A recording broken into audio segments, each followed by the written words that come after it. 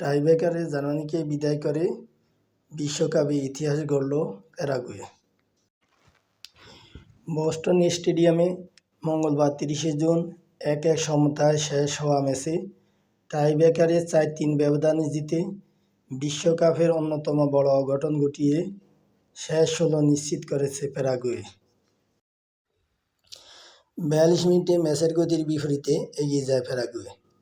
ডান প্রান্তে মিগেল আলমিরনের পাস থেকে গালাজ্জার নিচু ক্রসে ১২ গজ দূর থেকে দুর্দান্ত হেডে বল জালে জড়ান হুলিও এনসিসো।